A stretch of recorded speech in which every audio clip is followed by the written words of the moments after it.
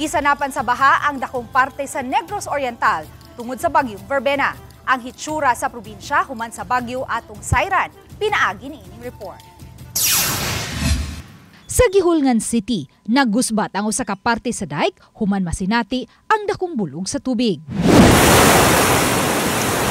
Sa Canlaon City, miawas usab ang tubig sa suba sa Binalbagan Bridge nga misanap sa mga kabalayan. Maayo na lang kay napatuman sa Canlaon LGU ang preemptive evacuation. Hello guys, so for today's video guys, Miawas usab ang suba sa barangay Arebasore sa lungsod sa Mabinay ug dili maagian ang spillway sa lugar. Sa barangay Santa Cruz Viejo sa Tanay City, gibahaan ang pipila ka balay. Lakip sa gibahaan ang National Highway. Ang spillway sa barangay Bago, Tayasan, dili na makita tungod sa kadako sa bulog sa baha.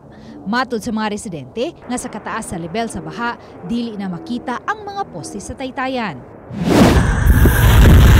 Sa barangay Bagawinis, Valle Hermoso, misulod usab sa mga kabalayan ang baha, dihang miawas ang tubig sa ilang suba. Nasinati usab ang landslide sa barangay Tagbino, Valle Hermoso, nga dali raw usab nga gihawanan atol sa clearing operations.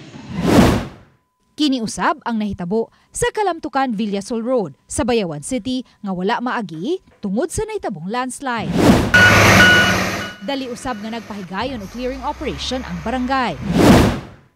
Samtang gihunong na ang pagpangita sa 61 anyos nga lalaki nga nadala sa baha samtang milabang sa spillway sa barangay Pakuan, La Libertad. Kini human mapakyas ang rescue teams nga makita siya. Sa initial situational report nga nadawat sa PDRRMO, moabot sa dulan usa ka libo ka pamilya ang gipaubos sa preemptive evacuation. Padayon pa ang pagkuha sa kinatibuk ang danyos mugna sa bagyong Verbena. Uban ni Clans Gabuting, Luan Merondina, Balitang Isda.